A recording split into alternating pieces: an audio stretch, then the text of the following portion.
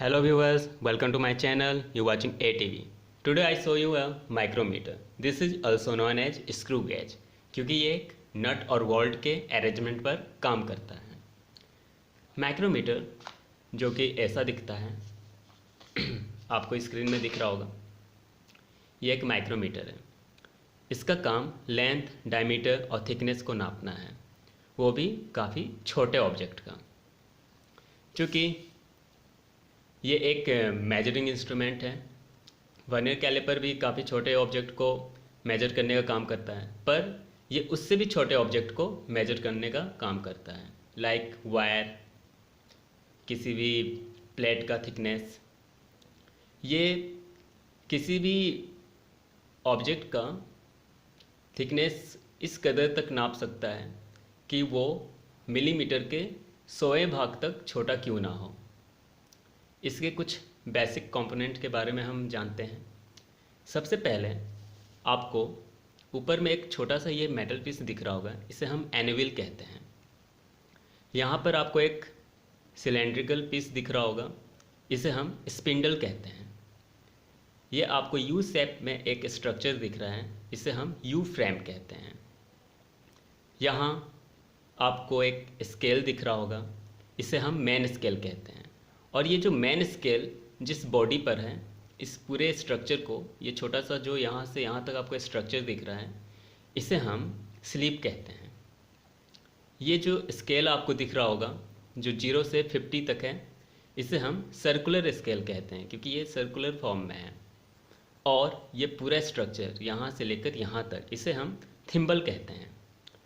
साथ में मैं जहाँ से स्क्रॉल कर रहा हूँ, इसे रोटेट कर रहा हूँ, यहाँ पर आपको एक ग्रिप दिख रहा होगा जिसके हेल्प से मैं इसे रोटेट कर रहा हूँ, इसे हम नर्लिंग कहते हैं।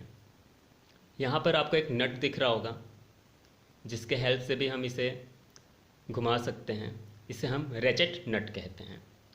रेचेट नट का क्या काम है?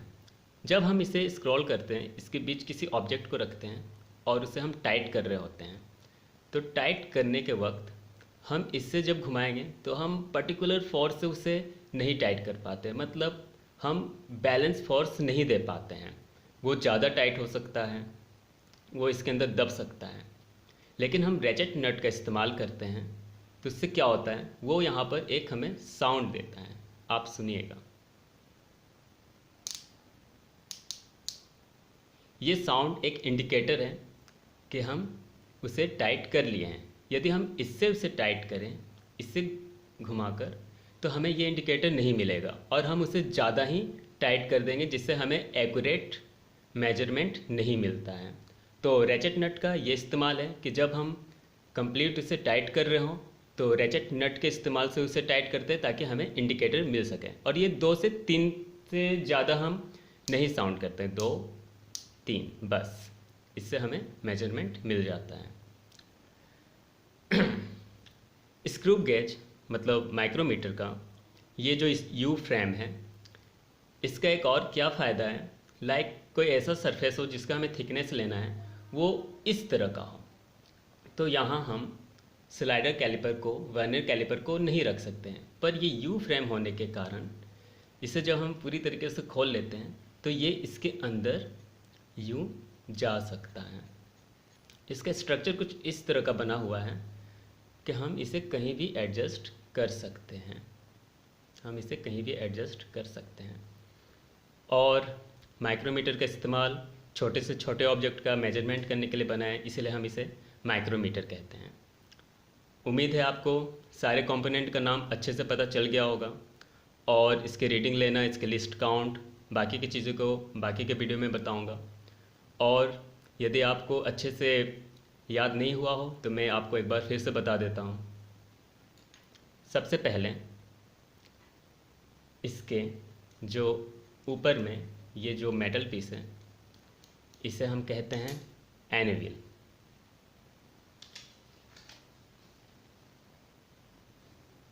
इसे हम एनिविल कहते हैं। उसके बाद इसे हम स्पिंडल कहते हैं। ये जो स्केल है इसे हम मेन स्केल कहते हैं। और ये जो सर्कुलर स्केल है उसे हम सर्कुलर स्केल कहते हैं। नीचे ये जो आपको स्ट्रक्चर फ्रेम दिख रहा है इसे हम यू फ्रेम कहते हैं। ये टोटल सिलेंड्रिकल पीस जिसके अंदर मेन स्केल है इसे हम स्लीव कहते हैं। उसके बाद ये पूरा सिलेंड्रिकल पीस जिस पे सर्कुलर स्केल है उसे हम थिम्बल कहते हैं। और ये जो ग्रिप आपको दिख रहा है इसे हम नर्लिंग कहते हैं। और फाइनली जिससे हम इसे स्क्रॉल करते हैं और साउंड टक का साउंड इंडिकेटर मिलता है उसे हम रेचेट नट कहते हैं। बस ये था माइक्रोमीटर का इंट्रोडक्शन। आपको वीडियो पसंद आया होगा तो वीडियो को लाइक कीजिए, चैनल को सब्सक्राइब कीजिए और वीडियो को ज़्यादा से ज़्यादा शेयर कीजिए। Thank you.